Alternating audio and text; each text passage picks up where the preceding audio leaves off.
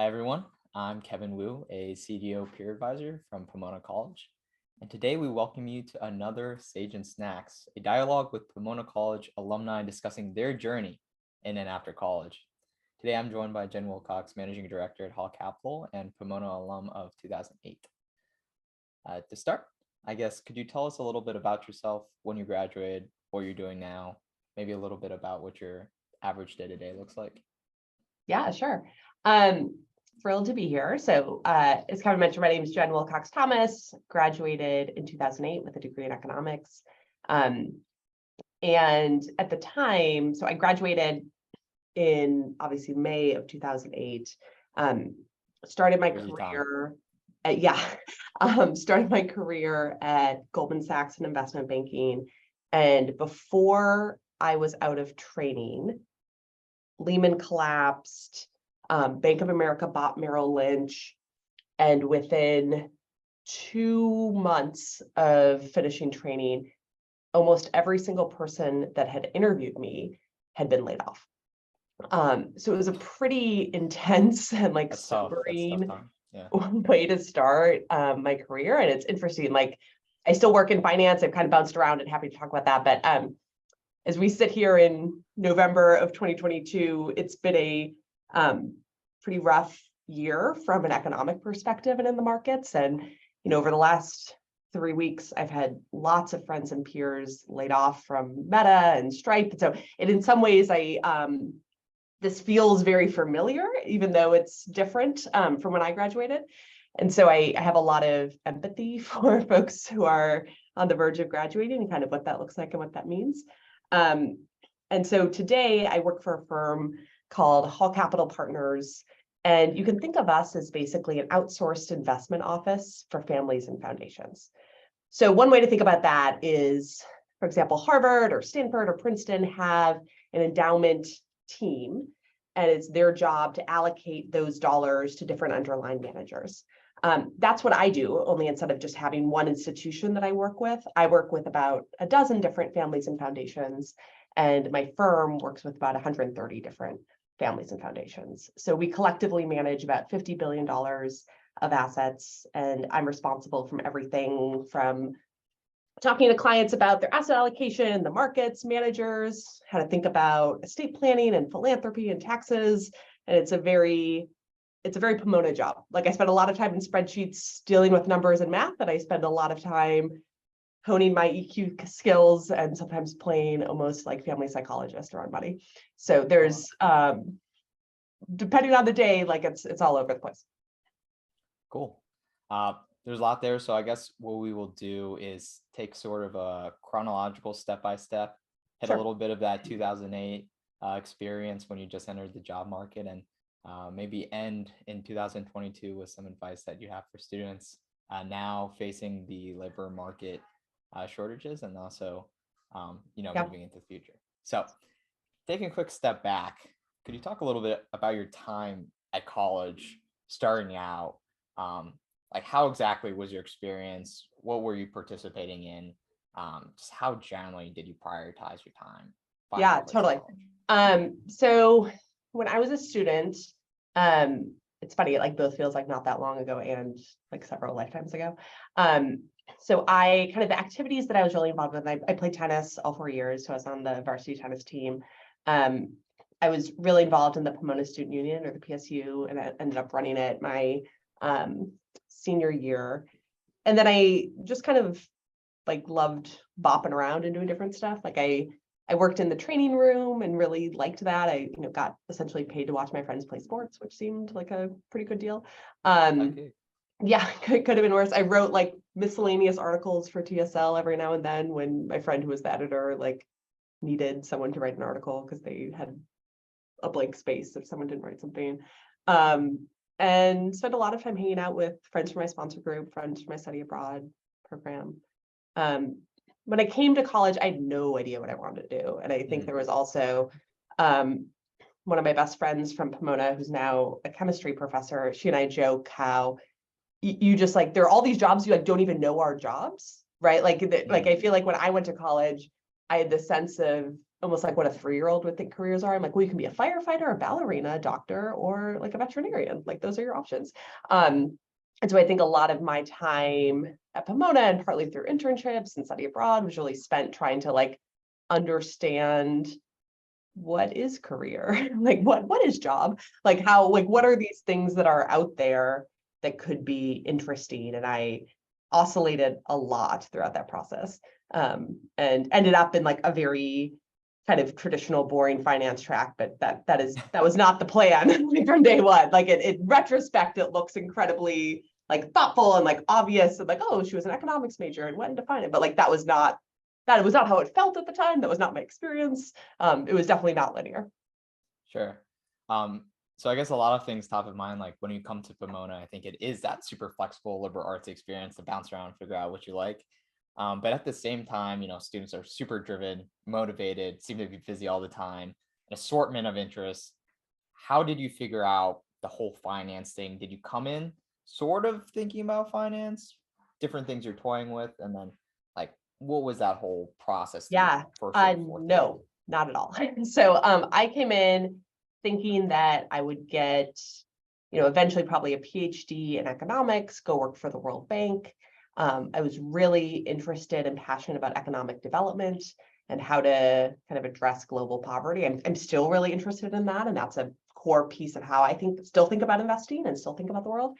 But I studied abroad at the time in a program at Oxford where you could design your own course of study.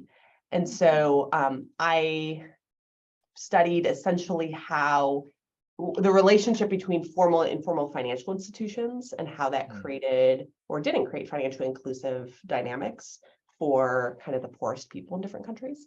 And at the time, it was, I think, around 2006, which was when like the grooming bank was the hot new thing, and everyone thought microfinance was going to single-handedly solve global poverty. And there was like this whole narrative around microfinance, which is this amazing tool, but turns out poverty's hard, and like if there were a single thing to do, we'd probably have already figured it out.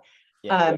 And so I spent the summer between my junior and senior year living and working in India with a local NGO that was focused on basically rural poor women's economic development.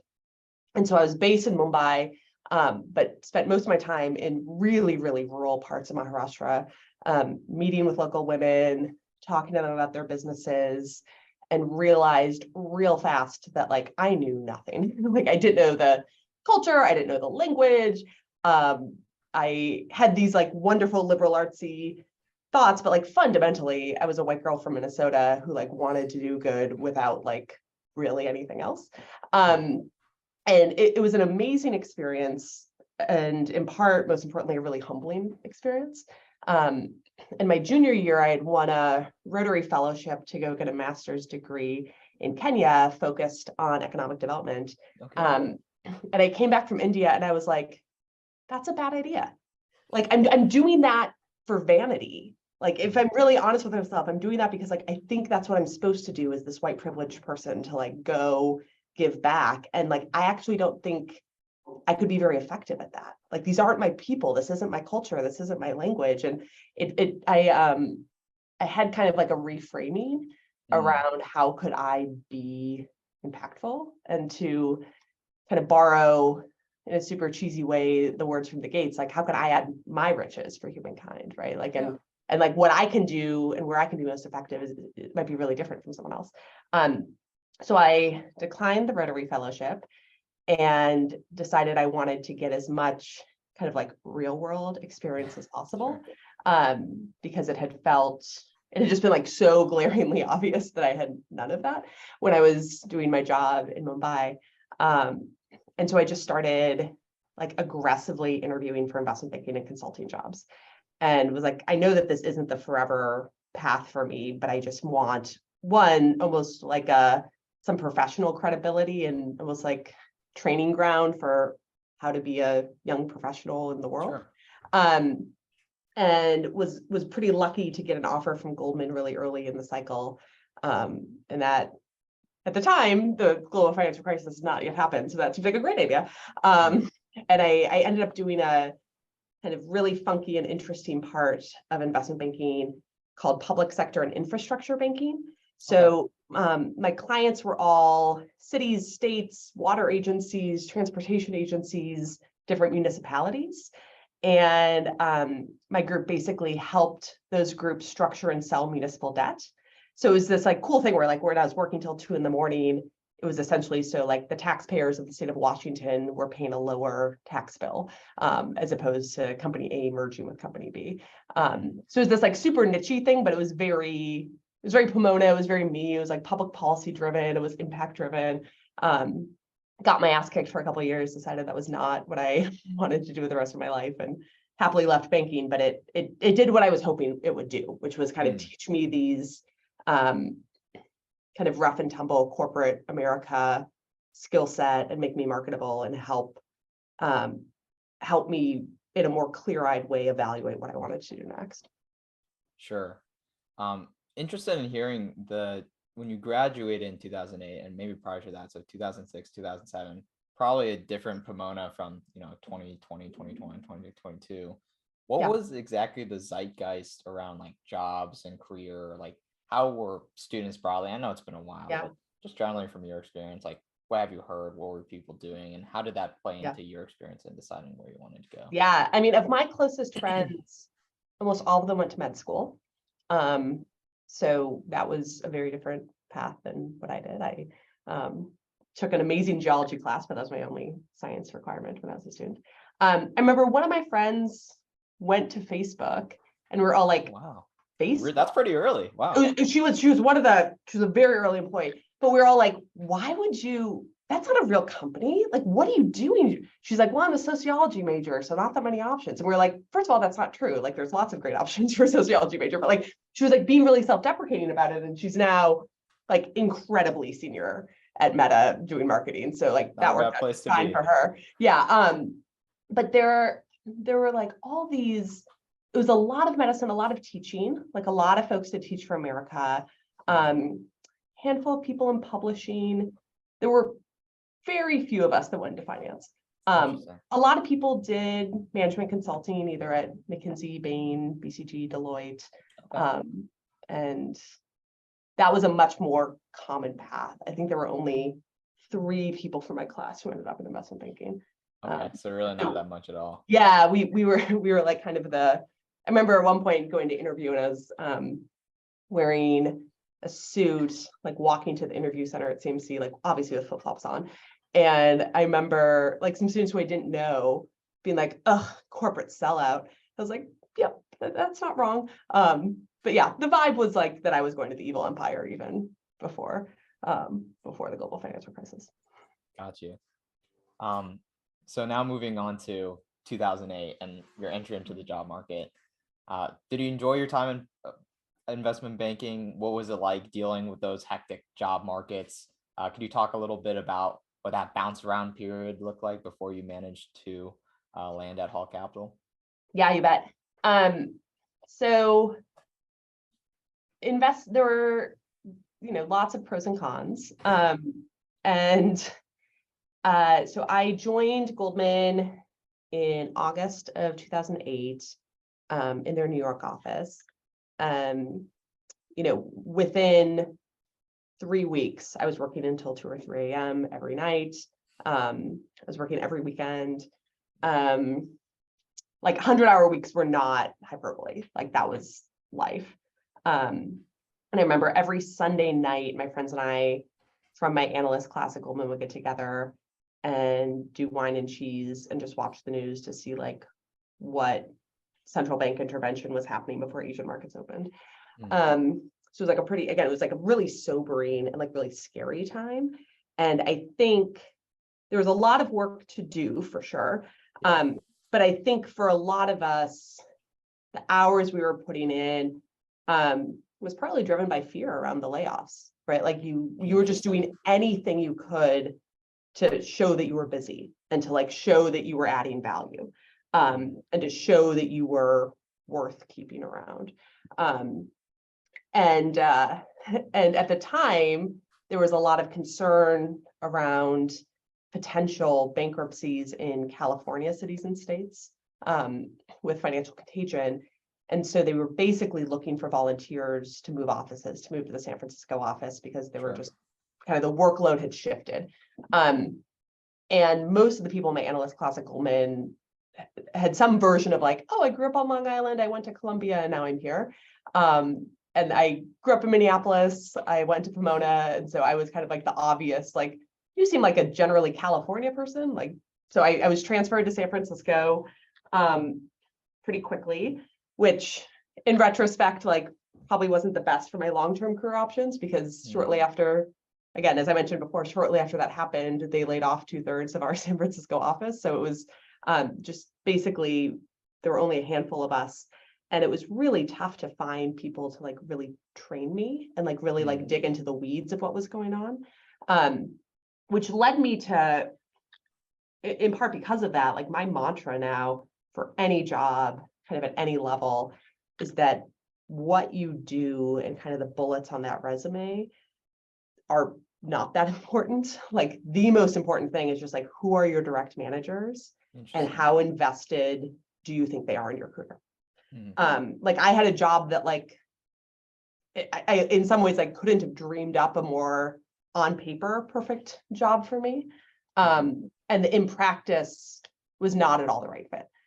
For a bunch of reasons. Like I just didn't really have managers, like because they literally like laid off every mid-level person in the group. But also one of the things I realized while doing that is that, and this is maybe not a surprise as a liberal arts person, but like I much prefer a job where I kind of have to be a Jill of all trades and do like a bunch of different stuff well, as opposed to a job that's like very narrow and where you need to go really deep. And to state the obvious, like different people are wired differently on that. And it took me being in like a very narrow, deep job to be like, this is not natural for me. Like this is not swimming downstream. And so left Goldman after 2 years. And I was like, by the end of those 2 years, like I was a pretty not great analyst. Like my performance reviews were like not awesome. And again, like that was despite working really hard. Like working hard does not mean that you're doing a good job, right? Like those things are not always correlated. But I was happy to leave. I was happy I did it. Like it was a great learning experience and one that I was thrilled to walk away from. And I moved back to New York and worked at a firm called Summit Rock Advisors, which essentially has the same business model as Hall Capital does. So advising families and foundations on how to invest their money. And made that decision entirely based on who I'd be reporting to. Like as I was looking at jobs out of Goldman, and there were kind of 3 firms I was considering and had offers from, like I didn't focus at all on what the job description was. It was just entirely like, who's going to be my boss? How much do I think I can learn from that person? And how much do I think that person will advocate for me and like invest in me? And like how positive will that like flywheel be on learning and training and learning and training? And it was like exactly the right choice. Like picking that job based on the manager, like it's impossible to know what the alternative could have been, but it was fantastic. And like I learned so much and was so lucky to just be like trained and mentored by some amazing really titans in the industry. So I left there after 2 years to go to business school at Stanford. And while I was there, spent my summer internship at Google doing like technology operations and people operations and like totally different stuff. Google's amazing. I had like a wonderful, wonderful experience. And it was like not the right fit. And was really grateful to have had this kind of safe summer internship opportunity to try something out and be like, wow, this company is amazing. And like, I don't think this is the right long-term fit for me. And at that point I was married, we were settled in the Bay Area. And so I kind of found Hall Capital, and it's been, I've been here now for 7 years. I hope to never leave. Like I love it here. And again, I love my day job. I genuinely do. But the thing that makes me so enthusiastic about coming to work every day is that I have amazing bosses who are really invested in, again, helping me learn and grow and be better at my job.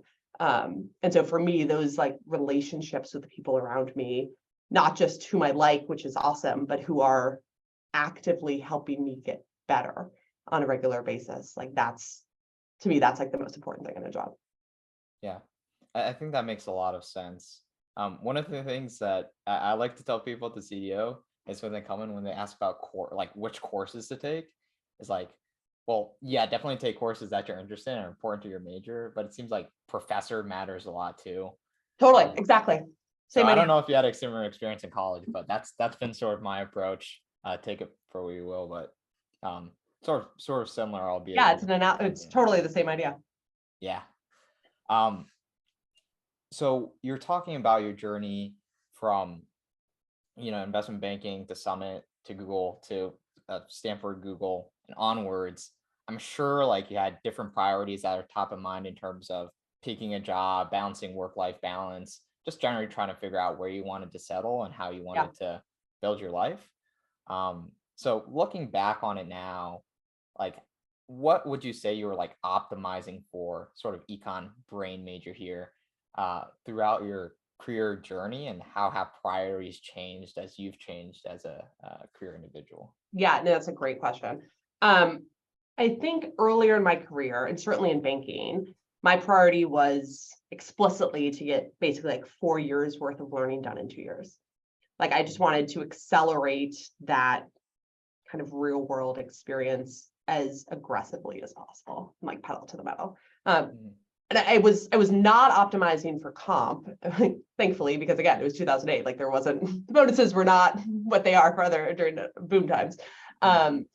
But I was optimizing for learning and like skill set accumulation and reps. And that working a zillion hours a week in a really technical field is like a good way to do that. So like I think it accomplished my goal for that. And then I think when I was at Summit Rock, I think my goal was a little bit like, can I learn more about myself and what I like doing and what I want to do and what I'm good at? And sometimes those things aren't the same thing, right? Like sometimes what you're really good at might be different from what you thought you wanted to do or what you think you like to do. And Mhm. so that was really around kind of self-discovery and self-knowledge. Sure. And still like worked a ton, worked long hours because I think I kind of wanted to like understand what the limit was. Like I was interested in like if I just kind of like throw my all excuse me, throw my all into this and just like really grind, like how good can I actually be? Like how good am I actually, like what's my ceiling at this? And I felt like I couldn't accurately assess that if I was working 40 hours a week. Like I wouldn't actually know. And at the same time, both during my time at Goldman and at my time at Summit Rock, I was spending a lot of time outside of work, doing a lot of different volunteer work. I helped run, kind of as a continuation to my theme from when I was living in India, this women's economic empowerment nonprofit called Spark. I helped run it in San Francisco, and I started a New York chapter in New York. And I found that having something that was not work related, but that was structured and additive to my life, as opposed, like friendships are additive, obviously, like all family's additive, but like it was really valuable to me to have that almost like intellectual outlet of something other than work. And I found that in some ways, like the more I did with Spark, the more energy I had for work, as opposed to it depleting my energy. So that was also just like a good self-discovery, right? That like that would not have been my working hypothesis going into it. And so that was a good helpful to learn. And then in a funny way, I think business school actually made me, in some ways, like a little bit less professionally ambitious. Like at that point, yeah. So I got married the summer before business school. And I think I just started thinking about my life in a more holistic way during those years. And, it's impossible to know, was that about this new like life stage in my personal life? Was that about Stanford? Was that about business school broadly? But I started trying to think about less of how can I like be on this hamster wheel and like just keep getting gold stars and achieving as I go, and a lot more about like, but what did I actually learn from those last 5 years? What did make me happy? What am I good at? And how do I want to optimize those things? And so coming out of business school, I I tried to find, there were some jobs I was looking at that were like an 11 out of 10 when it came to like comp and intellectual curiosity, but a 2 out of 10 when it came to who would my manager be or what would my hours be, and others that were the reverse. And so I think coming out of business school, I realized I really wanted a job that was like an 8 across the board. And again, like as someone who's definitely more like Jill of all trades, do all the things, it's maybe like not surprising that I also wanted a job that was like all of the things at like a reasonably similar level. And I think, again, like my intentionality coming out of school was trying to find a long-term sustainable place where I wasn't going to be, I wasn't going to put pressure on myself or feel this sense of like your day-to-day or week-to-week or even like quarter-to-quarter performance is what mattered. I really wanted a long-term orientation. I wanted a place that was invested in my growth over decades, not over weeks, and was willing to give up different things along the way to find that, and feel like I've been here for 7 years and I'm hopefully never leaving. So I feel like I got it right and feel really just like thrilled with where I'm at. Sure. So turning to Hall Capital then, could you dive in a little bit deeper into what exactly that day-to-day is and maybe break up into buckets, how you spend your time, what you do to spend your time doing? Yeah. So I would describe my job as having a few different buckets. One, and maybe the most obvious, is trying to understand what's happening in financial markets and what's happening in the world and what my managers are doing. So at Hall Capital, we don't buy or sell any stocks or bonds ourselves. Everything's invested through third-party investment managers. And we sit at this like amazing crux of getting to listen to some of the world's smartest investors tell us what they think is going on, both in the world on a macro level and also with the individual portfolio companies with whom they're invested. So I spend a lot of time reading. I listen to a lot of podcasts. I am trying to stay current. Like reading The Economist is like basically my work homework every week.